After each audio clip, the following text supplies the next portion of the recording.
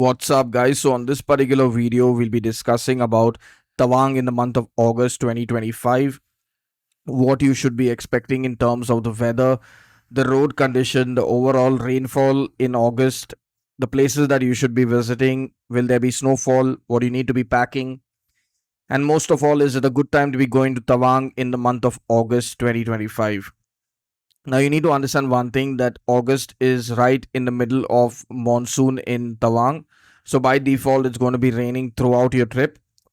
Even though the rain in Tawang might not be as much as you expect it to be, but along the journey from Guwahati all the way up till Bomdila, you can expect a lot of rain. Keep in mind to always check the weather and the situation beforehand, because there's always a very high chance of it being flooding near us in Assam, close to Guwahati, and along the way at Teespur. So you need to be checking the road condition so that you are not stuck in the middle of a real crisis. That being said, the temperature in the daytime will range from anywhere between, I would say, 12 degrees to 20 degrees, and the night temperature will be anywhere between 3 degrees to 8 degrees. Now, even though it's the monsoon month, it's going to be really cold, because when it's raining, it's cold rain that's falling. And along with this, you can expect it to be extremely cold in the nights. So, by default, make sure that you're carrying an umbrella, a wind cheater, so that you are not caught off guard.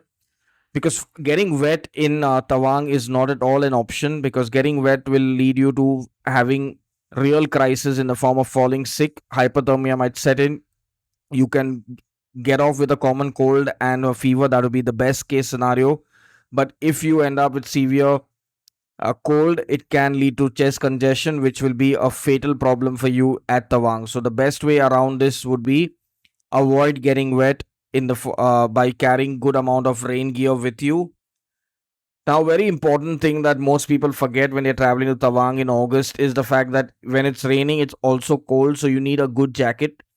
The most ideal form of I would say your rain gear and your winter gear would be if you can get a pair of waterproof jacket along with the shoes and your clothing, because this way it will help you stay warm and at the same time keep you dry. Because if you can get this kind of a gear which is two in one, which you will find at most of the adventure stores and even online on Amazon and other platforms, you will find gear which is uh, meant for warm weather and to keep you dry during the rain. This will be the best that you can afford and buy for traveling to Tawang in the month of August, because when it's raining, it's going to be raining cats and dogs. When it's cold, it's going to be bone chilling cold.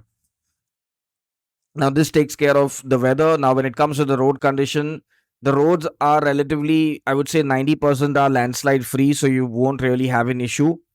Since the most challenging road is the Sela Pass road, which is now not a problem because of Sela Tunnel, so you do not need to worry even if the road is blocked because of a landslide. You can just make it to Tawang via Sela Tunnel, which is a much more safer option.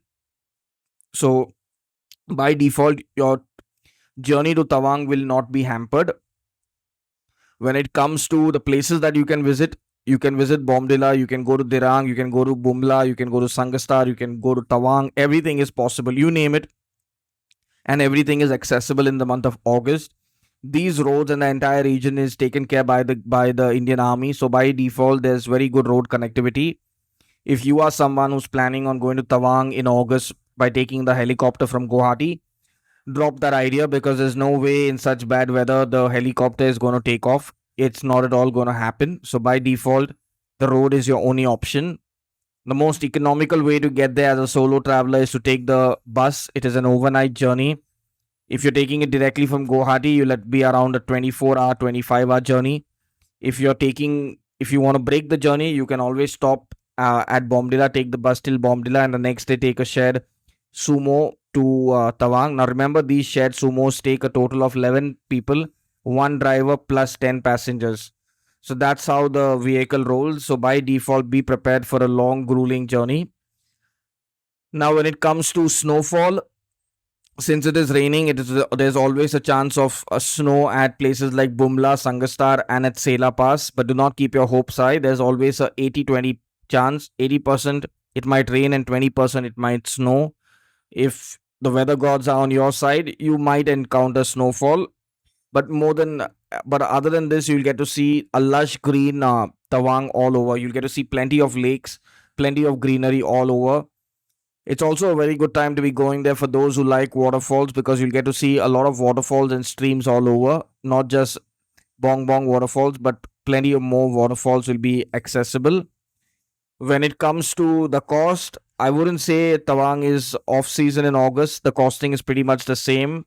The vehicle will cost you, in fact, the same. Like a sedan will charge you anywhere between 4 to 5,000, and a SUV will be anywhere between 6 to 8,000. Now, this costing depends on the number of days of your trip and the quality and how new the vehicle is.